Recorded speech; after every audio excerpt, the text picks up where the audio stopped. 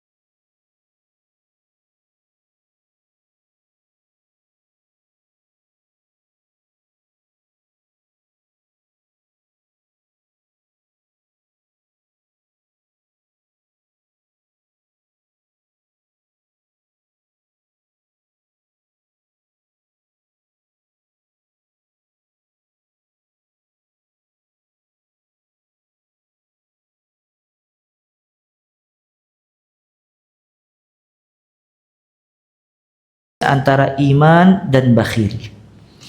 Dan bakhil, sifat kikir, pelit, itu termasuk sifat penakut, jubun. Oleh karena itu digandengkan antara kikir dengan penakut. Allahumma inni a'udzubika minal bukhli wal jubni. Ya Allah, aku berlindung kepadamu dari sifat bakhil dan juga dari sifat kikir. Semua dari sifat bakhil dan dari sifat penakut. Semua orang yang penakut, dia tidak berani mengeluarkan hartanya di jalan Allah Azza wa Jalla. Mengeluarkan harta di jalan Allah itu membutuhkan syaja'ah, keberanian dan keyakinan kalau harta yang dia keluarkan di jalan Allah Azza wa Jalla itu pasti mendapatkan pahala yang besar dan akan diganti berkali lipat oleh Allah Subhanahu wa taala. Maka keyakinan itu menumbuhkan syaja'ah, keberanian. Dan keberanian itu menumbuhkan sifat karam, kedermawanan. Nah, sedangkan kalau seseorang itu jubun, dia memiliki sifat penakut, maka dia akan menahan hartanya. Dia akan bakhil, pelit, dan dia tidak siap mengeluarkan di jalan Allah Subhanahu wa taala. Maka mesti berlindung dari sifat bukhl. Ya. Seseorang mengeluarkan hartanya di jalan Allah di semua kebaikan. Dia mengeluarkan hartanya dalam rangka menuntut ilmu syar'i. Dia mengeluarkan hartanya dalam rangka nafkah. Sebagaimana sabda Nabi SAW, ibda bima ta'ul. Sebagaimana sabda Nabi Muhammad SAW, nafkahilah dirimu dan orang-orang terdekatmu. Kemudian juga dia di antara bentuk nafkah, dia membiayai anak-anaknya untuk mendapatkan pendidikan agama yang baik. ya, dan harta yang dikeluarkan dalam rangka memberikan pendidikan anak yang baik itu tidak akan sia-sia.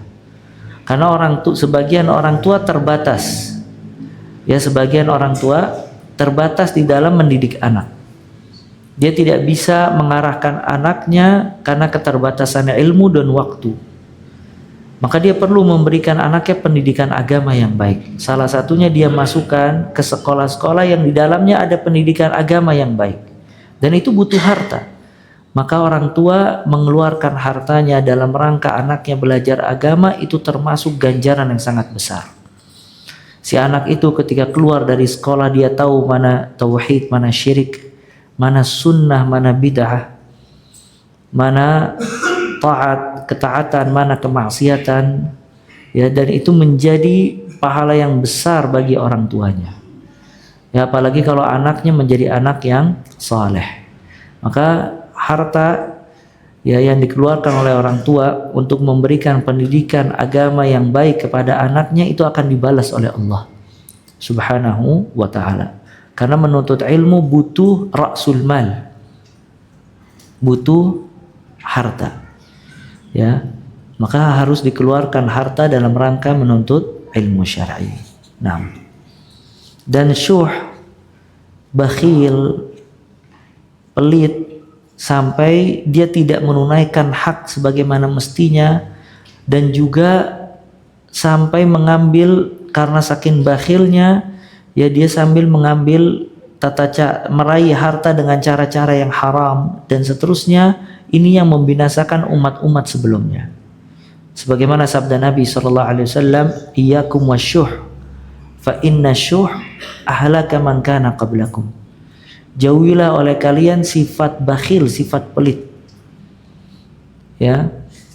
Karena sifat syuh, bakhil ini yang membinasakan orang-orang sebelum kalian.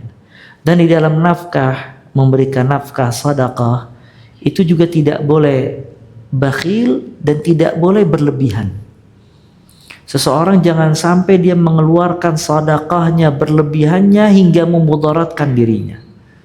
Ya, atau memudaratkan keluarganya. Ya, dia bersedekah sesuai dengan kemampuannya dan bersedekah tepat sasaran. Tapi di sisi lain dia juga jangan bakhil. Ya, sebaik-baik perkara sebagaimana disebutkan khairal umur awsatuha. Sebaik-baik perkara itu di pertengahan. Dia mengeluarkan sedekah dan nafkah sesuai dengan kemampuannya, namun di sisi lain dia jangan bakhil. Nah, Muhammad bin Hasan adalah orang yang kaya raya, sehingga untuk mengurus hartanya diperlukan 300 orang. Lalu semua hartanya itu didermakan untuk mengembangkan ilmu pengetahuan, sehingga beliau tidak memiliki sepotong pakaian pun yang bagus. Kemudian suatu ketika Abu Yusuf melihat beliau mengenakan pakaian bertambal, maka ia lalu mengirimkan pada beliau pakaian yang bagus. Namun beliau menolak pemberian itu dengan halus. Lalu beliau berkata, "Kalian telah diberi harta dunia, sedangkan aku akan diberi harta di akhirat nanti."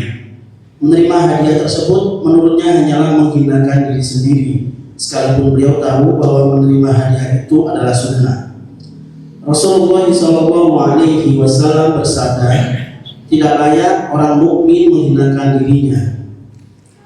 Diceritakan bahwa Imam Irsabandi pernah mengumpulkan kulit semangka di tempat yang sepi lalu memakannya. Hal itu dilihat oleh seorang budak perempuan. Lalu budak tersebut melaporkan peristiwa itu kepada tuannya. Tuannya segera membuatkan hidangan untuk Imam Irsabandi. Kemudian beliau diundang makan. Tapi beliau menolak undangan itu. Seharusnya seorang pelajar bercita-cita dan bersikap jangan terlalu rakus dengan harta orang lain. Rasulullah SAW bersabda, "Tinggalkanlah sifat tamak, karena tamak adalah kefakiran yang hadir." Santri juga tidak boleh kikir dengan harta yang dimiliki, tetapi harus menafkahkannya untuk kepentingan dirinya dan orang lain. Rasulullah SAW bersabda, "Manusia seluruhnya adalah fakir, karena mereka takut fakir." Orang-orang pada zaman dahulu belajar bekerja, kemudian baru belajar ilmu pengetahuan, sehingga mereka tidak tamak dengan harta orang lain. Di dalam kata hikmah dikatakan, barang siapa yang tamak dengan harta orang, maka dia akan fakir. Naam, ini ada perkataan yang bagus. Kata beliau, wa kanu fi zamanil awwal yata'allamuna al-hirfa thumma yata'allamuna al-ilm hatta la yatma'u fi amwalin nas. Dahulu para ulama di zaman pertama mereka mempelajari hirfah. Apa hirfah? Hirfah itu skill bekerja. Jadi dulu ulama dia belajar dulu profesi, skill, baru dia menuntut ilmu agar dia tidak menginginkan harta kepada manusia. Karena penuntut ilmu kalau dia tidak memiliki skill, tidak bisa mencari nafkah, yang pertama kali dia jual ilmunya. Dan dia akan mengharapkan dari ilmunya harta. Sedangkan kalau dia mengharapkan dari ilmunya harta, dikhawatirkan hilang keikhlasan. Dan dia terancam dengan hadis Nabi Muhammad sallallahu alaihi wasallam, ya, man ta'allama al-ilm mimma yubtagha bihi wajhullah la yata'allamuhu illa liyusiba bihi 'ardan min ad-dunya lam yajid 'arfal jannah yaumal qiyamah. Barang siapa yang menuntut ilmu syar'i, yang seharusnya menuntut ilmu itu diharapkan wajah Allah, namun dia tidak menuntut ilmu melainkan menginginkan sesuatu dari dunia, maka dia tidak akan mencium bau surga. Ketika dia menuntut ilmu syar'i dan dia menginginkan dari ilmunya semua yang berbau dunia, harta, pandangan manusia, popularitas dan seterusnya, maka itu dia terancam tidak mencium bau surga. Maka di sini nasihat beliau, sepatutnya seseorang itu memiliki hirfah, ihtiraf. Hirfah itu skill. Makanya antum lihat para nabi. Daud alaihi salam, apa pekerjaannya? Pandai besi. Nabi yang lain najjar, pandai kayu. Sebagian nabi gembala kambing. Mereka memiliki skill untuk bisa mendapatkan harta. Ya, baru habis itu dia menuntut ilmu syar'i. Kalau dia menggabungkan dua hal, dia mencari nafkah dengan baik, kemudian dia menuntut ilmu syar'i, maka yang pertama ilmunya akan terjaga dari hal-hal yang bisa mengurangi keikhlasan. Kemudian yang kedua, dia tidak mengharapkan apa yang ada di tangan manusia. Dengan itu dia menjadi aziz, menjadi mulia. Karena seseorang itu dicintai manusia kalau dia tidak berharap apa yang ada di tangan manusia. Makanya di sini nasihat ya ikhwah, seseorang itu hidup upayakan jangan pernah merepotkan orang lain. Ya, jangan pernah merepotkan orang lain. Seseorang apabila dia zuhud dengan apa yang ada di tangan manusia, dia tidak berharap dengan apa yang ada di tangan manusia, dan dia hidup berusaha untuk berdiri di atas kakinya sendiri, dia bekerja keras dan dia meminta kepada Allah Azza wa Jal walaupun dia keadaannya sulit. Cuman tidak ada yang tahu kesulitannya kecuali dia dan keluarganya. Dengan itu dia akan dicintai sama manusia.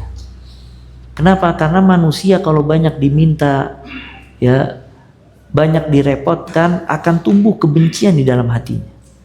Ya, ini orang minta terus, ini orang ngerepotin. Kadang setiap ngelihat wajahnya buru-buru pergi berpaling. Karena orang itu tidak bertemu manusia kecuali merepotkan manusia.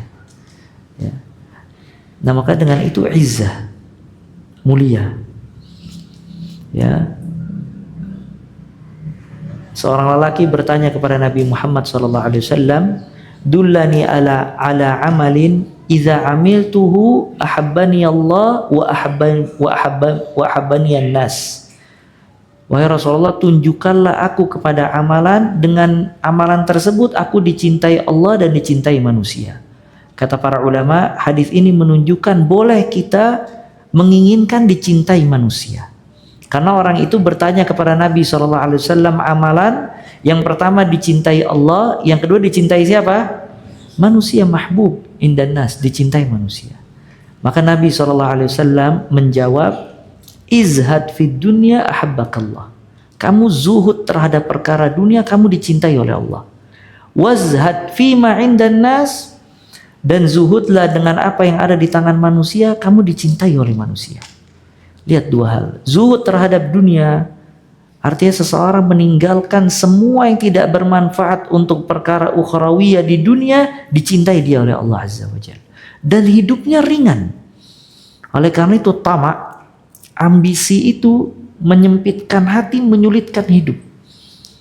Kalau seseorang punya sifat tamak terhadap dunia, pengen punya tanah 1 hektar, pengen punya rumah 10, pengen punya mobil ini, dia kerja siang pagi hanya harapannya dunia, itu membuat hatinya kecil dan penuh kebimbangan. Tapi kalau dia zuhud terhadap perkara dunia, dia mengambil secukupnya dari dunia untuk menegakkan peribadatan kepada Allah Azza wa Jalla. Dia niatkan istirahatnya untuk ibadah. Dia niatkan makannya untuk ibadah. Dia niatkan minumnya untuk ibadah. Dia niatkan nyari nafkah untuk ibadah. Dia niatkan semua hal yang Allah berikan dari fasilitas duniawiyah untuk kehidupan akhirat. Dan dia zuhud. Maka orang yang zuhud dicintai oleh Allah Azza wa Jalla. Ahabbakallah. Kamu dicintai oleh Allah. Dan tidak mungkin seseorang itu bisa zuhud kalau di dalam hatinya nggak cinta akhirat. Karena seseorang kalau hanya dunia, prioritasnya apa dong dia? Dunia. Semuanya untuk dunia. Tapi kalau ada prioritas akhirat, baru ada zuhud keluar. Nah, zuhud ini harus dibangun di atas ilmu syar'i. Dan zuhud ini ya harus difahami caranya. Harus dibaca kitab-kitab zuhud. Oleh karena itu para ulama di dalam kitab-kitab hadis, Sahih Bukhari, Sahih Muslim, Sunan At-Tirmidzi dan yang lainnya, dia membawakan bab ar-raqaiq, ya bab-bab riqaq, hadis-hadis yang melembutkan hati dan zuhud yang berkaitan dengan zuhud dari kehidupan duniawinya. Apa fungsinya? Fungsinya agar orang ketika dia belajar ilmu agama, di dalam hatinya ada prioritas akhirat. Ada zuhud. Ilmu yang dia miliki melembutkan hati, menginginkan akhirat, ridha Allah, cinta Allah dan seterusnya. Nah, kemudian yang kedua, wazhad fima indan nas. Kamu zuhud, kamu tinggalkan apa yang ada di tangan manusia. Dia tidak berharap pujian manusia, tidak berharap sanjungan manusia, tidak berharap pemberian manusia, dan tidak berharap harta manusia. Nah, ketika orang tidak berharap dengan manusia, dia dicintai sama manusia. Ya. Maka disebutkan di dalam hadis, yadul ulya khairun min yadis sufla. Tangan yang di atas lebih baik daripada tangan di bawah. Maksudnya tangan di atas apa? Memberi. Tangan di bawah selain meminta dikasih. Tangan di bawah itu selain meminta dikasih. Nah, biasakan kita punya prinsip hidup ini memberi. Ya, dan semakin banyak memberi, semakin banyak bahagia. Ibn Sa'di rahimahullah, beliau menjelaskan, seseorang semakin banyak berbagi, itu semakin bahagia. Makanya sebab kebahagiaan itu orang dermawan, sering berbagi. Ya.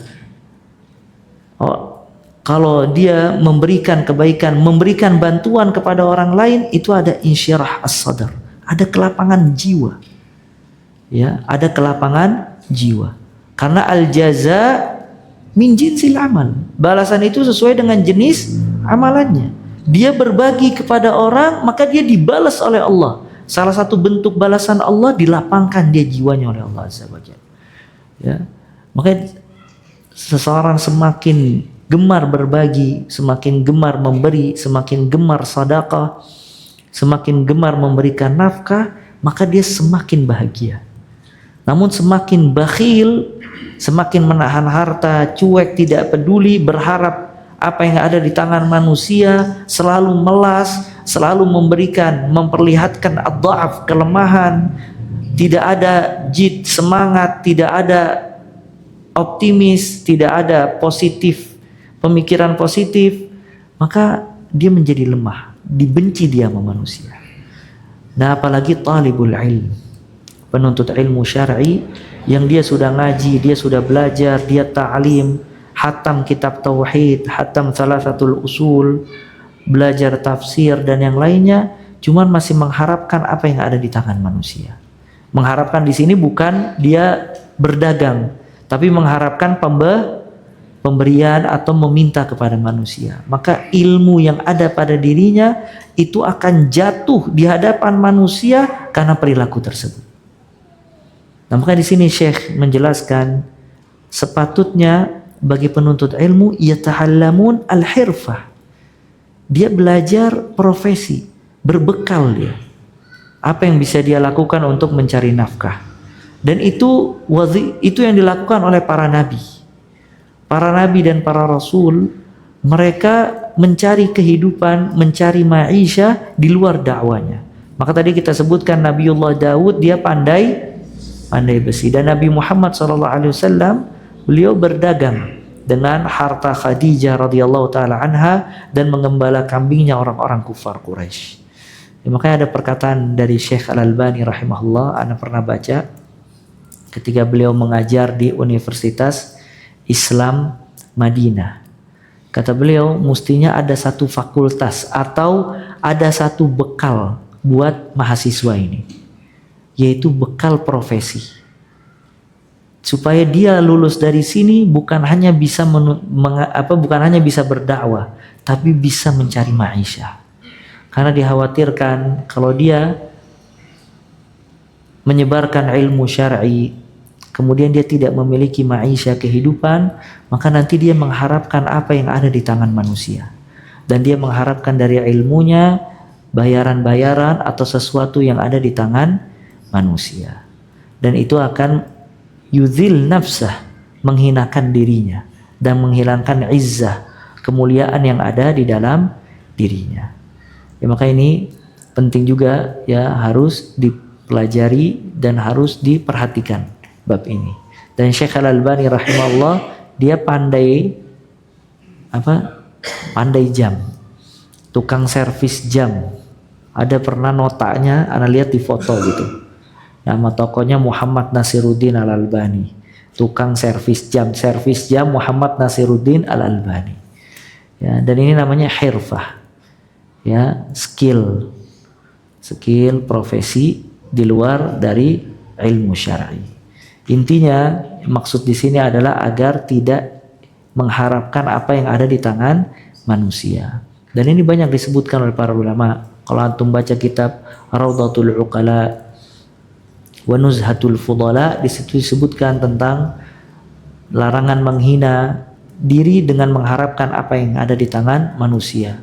Dan Sufyan Ats-Tsauri rahimahullah banyak menyebutkan perkataan-perkataan larangan penuntut ilmu syar'i, dia tidak bekerja akhirnya mengharapkan apa yang ada di tangan manusia. Kemudian di sini disebutkan dalam perkataan hikmah, man istaghna bimalin nas iftaqar. Barang siapa yang berharap harta manusia, dia akan menjadi fakir. Ya, dia akan menjadi fakir. Lihat Abdurrahman ibn Auf radhiyallahu taala an, dia hijrah dari kota Mekkah menuju kota Madinah, dipersaudarakan oleh salah seorang Ansar oleh Nabi Muhammad SAW. Maka Ansar itu menawarkan setengah hartanya kepada Abdurrahman ibn Auf, dan Abdurrahman ibn Auf disuruh memilih istrinya mana yang dia cocok akan diceraikan buat istri Abdurrahman ibn Auf. Cuman Abdurrahman ibn Auf mengatakan, jazakallahu khair, dullani ala suq, tunjukkan aku mana pasar. Maka Abdurrahman ibn Auf dia bekerja sampai dia menjadi orang kaya raya kembali. Jadi sebagian sahabat ini luar biasa. Hijrah meninggalkan semua hartanya sampai kota Madinah kaya lagi. Seperti siapa? Abu Bakar As-Siddiq radhiyallahu anhu. Dia meninggalkan hartanya sampai kota Madinah kaya lagi dia. Utsman ibn Affan. Dan juga diantaranya Abdurrahman ibn Auf radhiyallahu anhu. Ya. Nah, orang alim yang tamak, maka musnahlah kehormatannya dan tidak akan bisa berkata benar. Oleh karena itulah Nabi Muhammad Sallallahu Alaihi Wasallam mohon perlindungan seraya berdoa, A'udzu billahi min toma'i yudni ila tobah. Aku berlindung kepada Allah dari sifat tamak yang menjadikan watak. Dan juga di sini larangan tamma'. Ya, kata beliau, al-alim idza kana tamma'an la yabqa lahu hurmatal ilm. Kalau penuntut ilmu dia memiliki sifat tamak. Tamak ini rakus. Ya. Kiat agar seseorang itu bisa mengerem dari perkara duniawi, ya bukan dia tidak mencari nafkah. Dia cari nafkah. Dan dia semangat di dalam mencari nafkah. Tapi seseorang harus ada qanaah, merasa puas dengan pemberian Allah Azza wa Jalla. Karena qanaah ini akan mengerem dirinya dari sifat tamak. Dan sifat tamak ini yang membuat dia terus-menerus mengejar duniawiyah. Dan seseorang apabila berilmu memiliki sifat tamak, maka sifat tamak ini akan menghilangkan kewibawaan ilmu yang ada pada dirinya. Ya, yang ada pada dirinya. Ya makanya di sini seseorang harus senantiasa minta perlindungan kepada Allah Azza wa Jalla. Dia berdoa dengan doa-doa, Allahumma qanni'ni bima razaqtani wa barik li fi wakhluf ala kulli ghaibatin li bi khair. Ya, dan doa-doa yang lain. Ya, di sini lihat, wal alim idza kana tamma'an la yabqa lahu hurmatal ilm. Kalau dia tamak, maka akan hilang kewibawaan ilmu. Bahkan kadangkala susah untuk berkata kebenaran. Ya, sebagian ulama atau orang yang berilmu, dia banyak menerima pemberian dan hadiah. Apalagi kalau pemberian dan hadiah tersebut dari raja-raja atau orang-orang besar. Semakin banyak dia menerima hadiah tersebut, maka semakin sulit untuk mengucapkan kebenaran. Karena jiwa manusia kalau sudah dikasih itu sulit untuk menegur keburukan yang ada di orang tersebut. Itu fitrah. Antum dikasih 100 juta, tuh orang ngerokok, kira-kira antum bakal negor dia gak? Ya, afwan rokok haram misalnya, udah disumpel mulutnya 100 juta sama tuh orang. Ya. Nah ini kesulitan sebagian orang untuk berkata hak karena dia menerima pemberian, terlalu banyak menerima pemberian. Bukannya tidak boleh, cuman seseorang melihat mana maslahat, mana mafsadat. Kalau misalnya dia lihat ada orang-orang berkepentingan, jangan dia terima. Kenapa? Karena itu akan menyulitkan dirinya untuk bisa berkata hak atau menolak keinginannya. Ya, dan dia tidak ahrar, tidak merdeka. Kenapa? Dia terpenjara dengan pemberian orang-orang tersebut. Ya, akhirnya sulit untuk mengatakan kebenaran.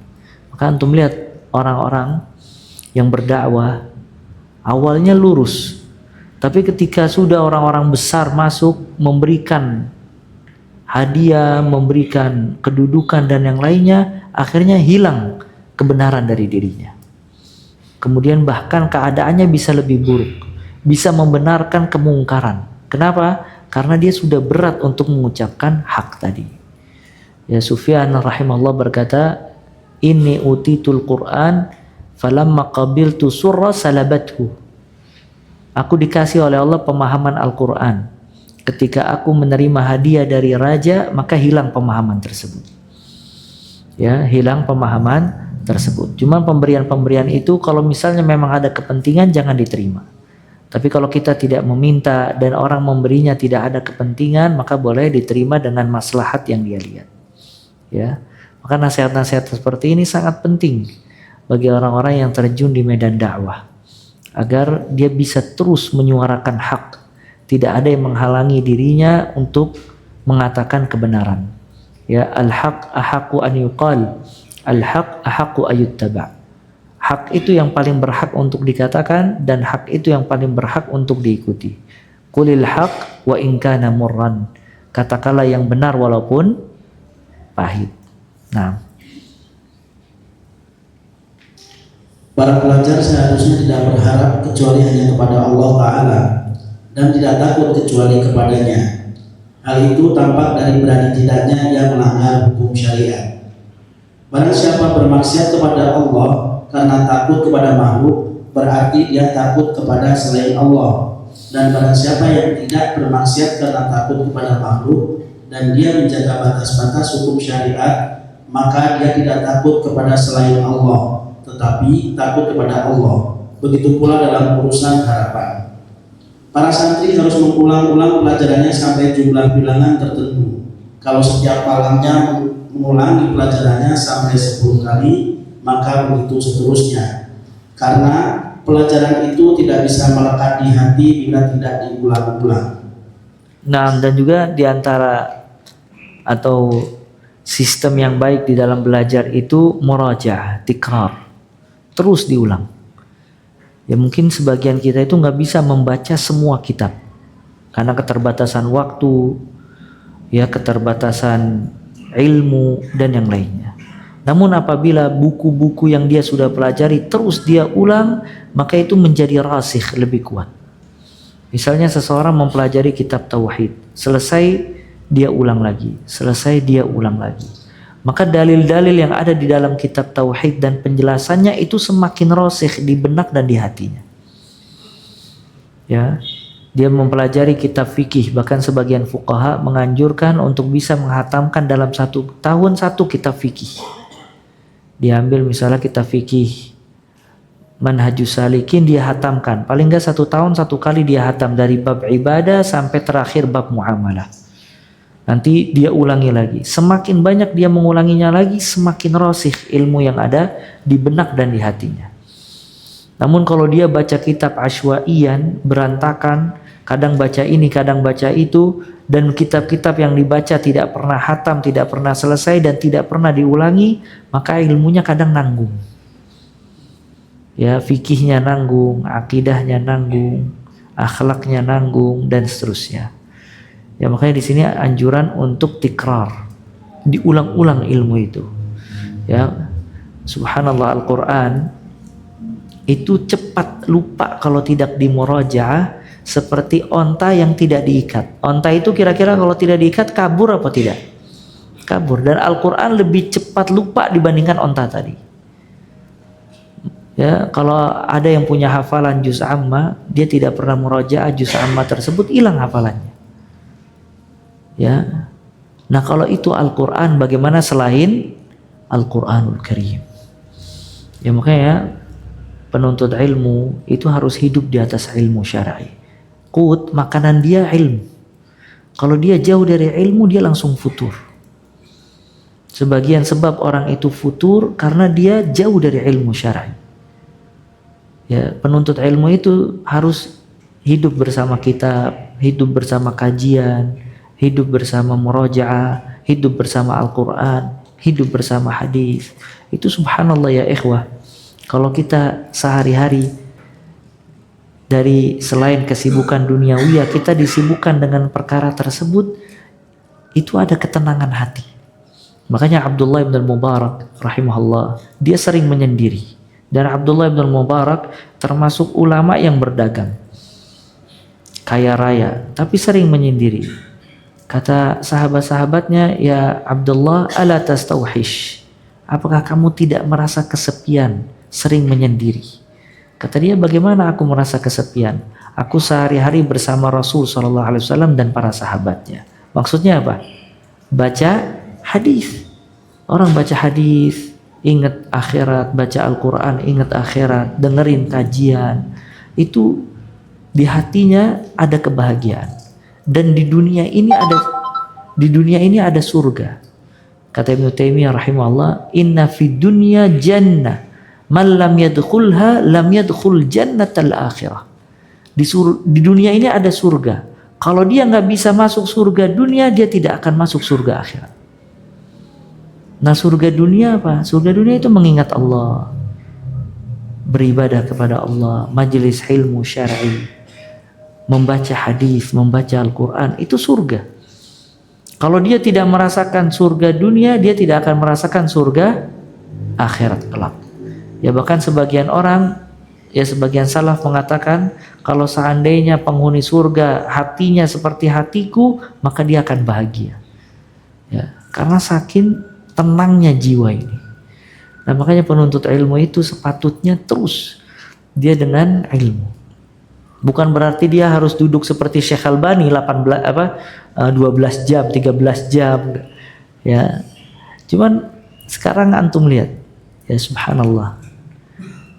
Kita di rumah ada waktu kosong, kadang lihat HP. Coba kalau antum tutup HP-nya baca Al-Qur'an.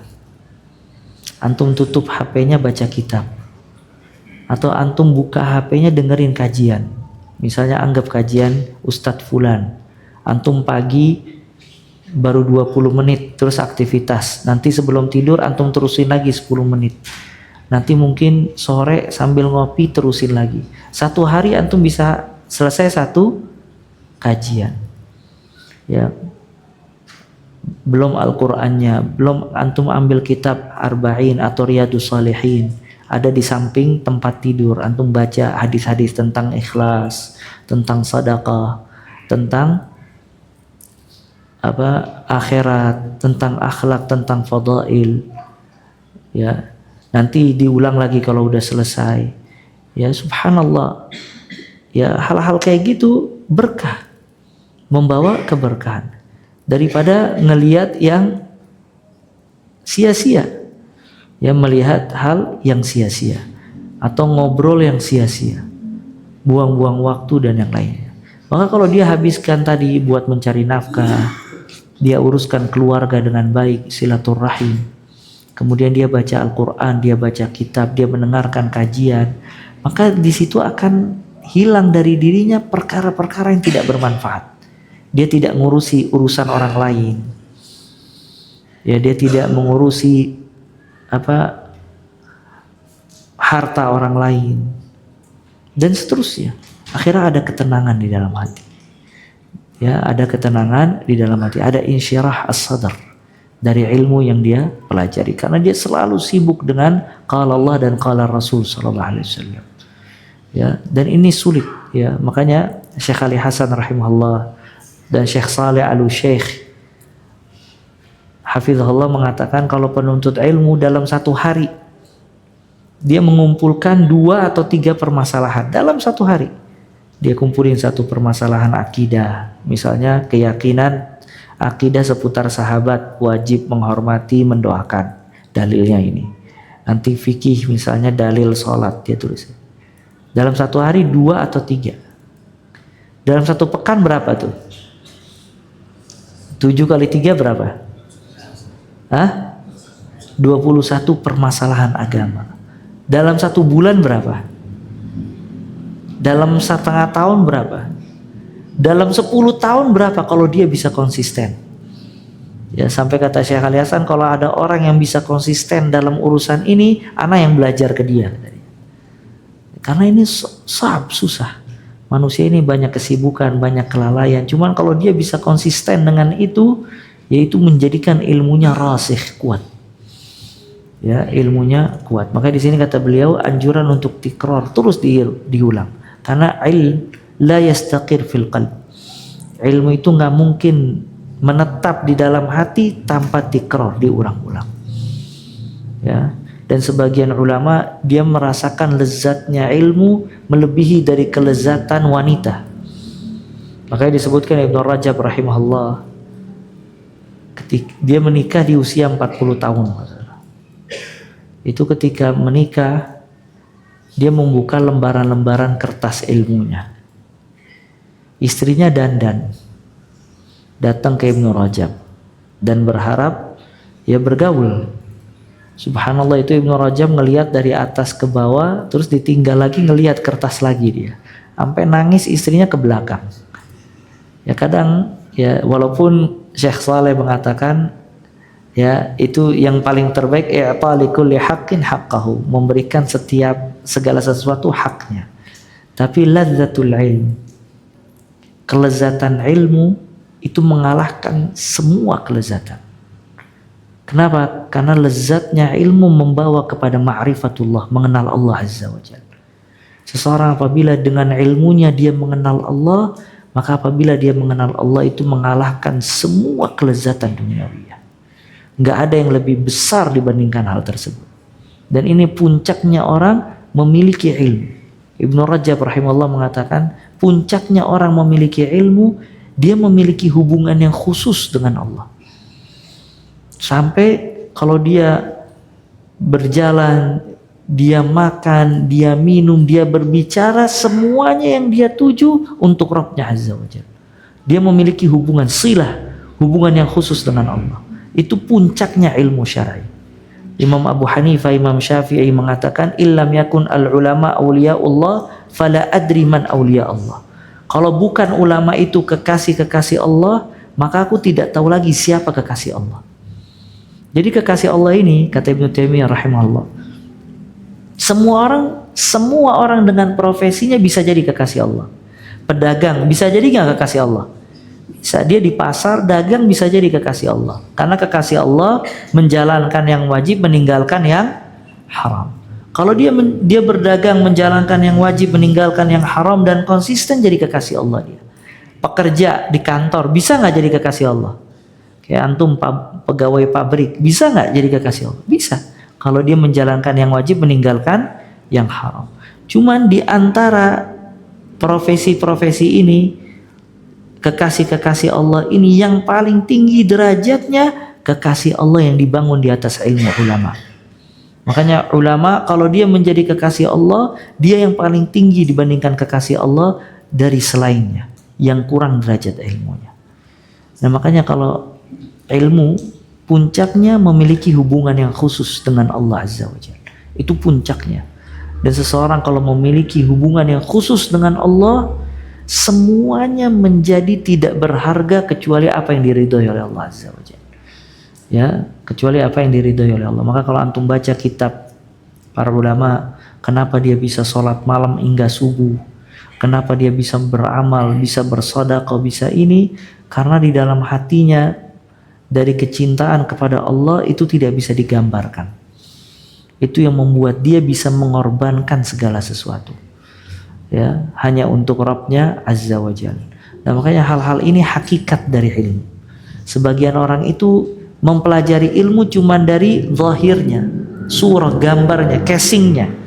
Dia belum sampai kepada hakikatnya. Kalau dia terus belajar sampai kepada hakikat ilmu, maka dia baru mengetahui apa lezatnya ilmu, mengenal Allah dan memiliki hubungan yang khusus dengan Allah Azza wa Jalla. Makanya benar kata Abu Hanifah dan Imam Syafi'i dan yang lainnya, illam yakun al-ulama awliya Allah fala adri man hum awliya Allah.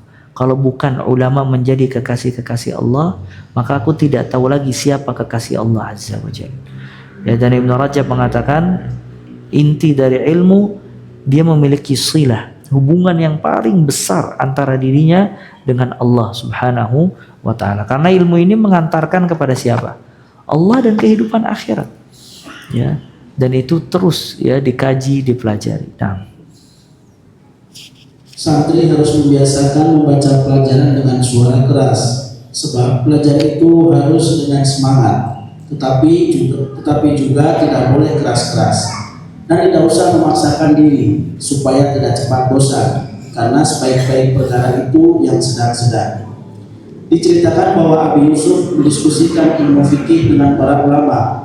Dia berdebat dengan semangat sampai mertuanya pun heran kepadanya, sebab dia menahan lapar sejak 5 hari, tapi masih kuat bermusyawarah dengan kuat dan semangat.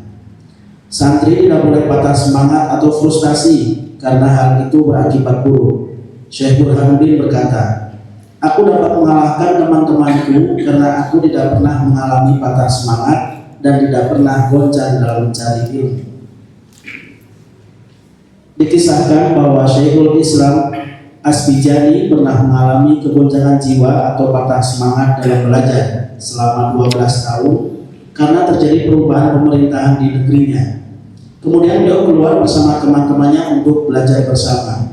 Mereka setiap hari duduk untuk belajar bersama. Hal itu mereka lakukan selama 12 tahun sampai temannya mendapatkan gelar Syekhul Islam untuk madhab Syafi'i, karena beliau memang ikut madhab Syafi'i. Dulu ada ulama, dia belajar nahwu. Akhirnya karena sulitnya ilmu nahwu, dia mentok, dia tinggalkan ilmu nahwu tersebut. Akhirnya dia duduk di depan rumahnya. Dia lihat tetesan air jatuh di atas batu. Terus tetes. Nah, air itu kalau ditetes, batu itu kalau ditetes dengan air lama-lama apa? Lama-lama berlubang dia, terkikis dengan air. Kata dia, subhanallah, qalbi, hati ana gak sekeras batu. Dan ilmu itu ya seperti tetesan air.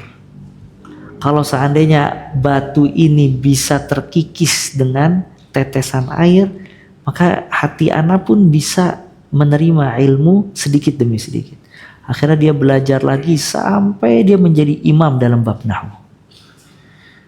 Ya, sebagian lagi belajar futur, mentok ya, liar mungkin, nggak bisa belajar. Nah, subhanallah, dia ngelihat semut ngangkat beban. Semut itu hewan yang bisa mengangkat beban lebih besar daripada tubuhnya. Dia ngangkat ke tembok, jatuh lagi, turun lagi itu semut.